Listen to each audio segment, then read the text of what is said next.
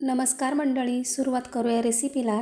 तर तुम्ही बघू शकता छान असा मोकळा मसूर भात हा आपला तयार झालेला आहे. तर सुरुवात करूया आपण आजच्या रेसिपीला. इथे एका बाउलमध्ये मी 2 वाट्या तांदूळ घेतलेले आहे. कुठल्याही प्रकारचा तांदूळ चालेल, जो तुम्ही घरी वापरत असेल तो. तर हे तांदूळ आपल्याला 3 पाण्याने स्वच्छ असे धुवून घ्यायचे आहे. आणि आता याच्यामध्ये आपण पुन्हा पाणी टाकूया. तर इथे मी 1 वाटी मसूर डाळ भिजलेली घेतलेली आहे. तर 4 तासांपूर्वीच ही भिजत टाकलेली होती. आता आपल्याला हे तांदूळ 15 मिनिटांसाठी भिजत ठेवायचे आहे. कुकरमध्ये तेल गरम झाले की आपल्याला याच्यामध्ये अर्धा चमचा जिरे टाकायचे. जिरे छान तडतडले की 1 चक्री फूल, 2 दालचिनीचे तुकडे टाकायचे, 2 वेलच्या टाकायच्या, 3 काळी मिरी आणि 2 लवंग आणि 1 तमालपत्र टाकायचं. आता याच्यामध्ये आपल्याला एक मोठ्या आकाराचा कांदा उभा कापून घेतलेला आहे. तर तो कांदा आपल्याला फक्त 2 ते 3 मिनिटांसाठी हलका सोनेरी रंग येईपर्यंत परतायचा आहे.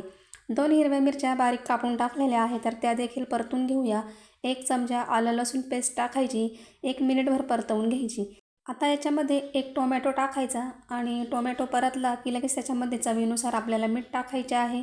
पाव चमचा इतकी हळद टाकलेली आहे, अर्धा चमचा धने पावडर टाकलेली आहे, अर्धा चमचा लाल मसाला टाकायचा आणि 1 चमचा काळा मसाला टाकायचा. तर तिखट तुम्ही तुमच्या आवडीनुसार कमी जास्त करू शकता. किंचितसा हिंग टाकलेला आहे आणि आता आपल्याला हे मसाले 1 ते 2 मिनिटांसाठी छान असे तेलात परतवून घ्यायचे आहे. आता इथे मी भिजलेला अख्खा मसूर टाकलेला आहे आणि आता आपल्याला हा मसूर देखील मसाल्यांमध्ये छान असा मिक्स करून घ्यायचा आहे. तुम्ही जर माझ्या चॅनलवर नवीन असाल तर प्लीज चॅनलला सबस्क्राईब करा. आता याच्यामध्ये आपल्याला भिजलेले तांदूळ टाकून घ्यायचे आहे आणि एक साईडला मी पाणी गरम करायला ठेवलेले आहे. तर तांदूळ देखील आपण छान असा परतवून घेऊया. आता आपल्याला याच्यामध्ये गरम पाणी टाकायचे आहे. तर 2 वाट्या तांदळासाठी आपण इथे 3 वाट्या इतकं पाणी टाकणार आहोत. म्हणजे तांदळाच्या दीडपट इतकं आपल्याला पाणी टाकायचं आहे.